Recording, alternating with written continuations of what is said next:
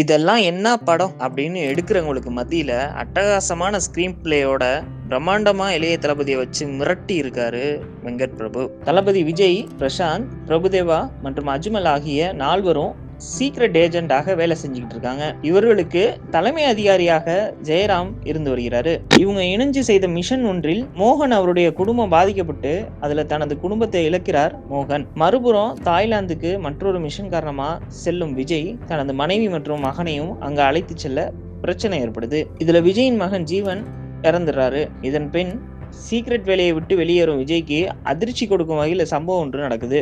இதன் பின் மீண்டும் ஸ்குவாட்ல இணையும் விஜய்க்கு என்னென்ன பிரச்சனையெல்லாம் வந்தது, இதனை விஜய் எப்படி சமாளிக்கிறார் என்பதே படத்தின் மீதி கதையா இருந்துச்சு. தளபதி விஜய் பட்டையை கிளப்பி இருக்காரு. தந்தை கதாபாத்திரத்திலும் மகன் கதாபாத்திரத்திலும் வேற லெவல்ல நடிச்சிருக்காரு. குறிப்பா மகன் கதாபாத்திரத்தில் வரும் விஜயின் கலாட்டா அதகலம் தான். ஆக்ஷன், எமோஷனல், நகைச்சுவை என தனக்கென உரித்தான நடிப்பில் சும்மா மிரட்டி விட்டுருக்காரு.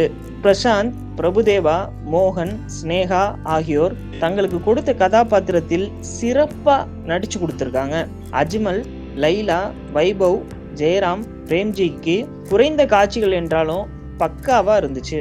இதுல குறை சொல்றதுக்கே எதுவும் இல்லை. குறிப்பா கேப்டன் விஜயகாந்தின் இன்ட்ரோ திரையரங்கையே சும்மா தெறிக்க விட்டுச்சுன்னு தான் சொல்லணும். அது வேற லெவல். டிஏஜிங் மற்றும் ஏஐ தொழில்நுட்பங்கள் சில இடங்களில் பிசிறு தட்டுது. ஆனா குறிப்பிட்ட காலகட்டத்தில் இவ்வளவு மிகப்பெரிய விஷயம் செய்ததே பெரும் சாதனம் தான் சொல்லணும். முதல் பாதி சற்று தொய்வாக இருந்தாலும் 2ஆம் பாதி சும்மா விறுவிறுப்பா போகுது. குறிப்பாக கடைசி அந்த 40 நிமிஷம் தான் பல மாஸ் மூமெண்ட்ஸ்களை வச்சு திரையரங்க சும்மா தெறிக்க விட்டுருக்காரு வெங்கட் பிரபு. அதிலும் ஸ்பார்க் பாடலை தவிர்த்து இருந்தால் இன்னும் நன்றா இருந்திருக்கும். ஹீரோவாக மட்டும் இல்லாம முரட்டுத்தனமான வில்லனாகவும் கலக்கியிருக்காரு தளபதி விஜய். தளபதி வெர்சஸ் இளைய தளபதி வெறித்தனமாக இருந்தது. படத்தின் மற்றொரு ஹீரோ யுவன் சங்கர் ராஜா பின்னணி இசையிலும் பாடல்களிலும் வெளுத்து வாங்கிட்டாரு. குறிப்பா பின்னணி இசை மாஸ் காட்சிகளுக்கு பெரிதளவு உதவி இருக்கு. இந்த படத்துல ஒளிப்பதிவு மற்றும் எடிட்டிங்க சும்மா பக்காவா பண்ணியிருக்காரு வெங்கட் பிரபு. ஆக மொத்தத்துல கோட் திரைப்படம் 10க்கு 6 மதிப்பெண்களை தான் வாங்குது.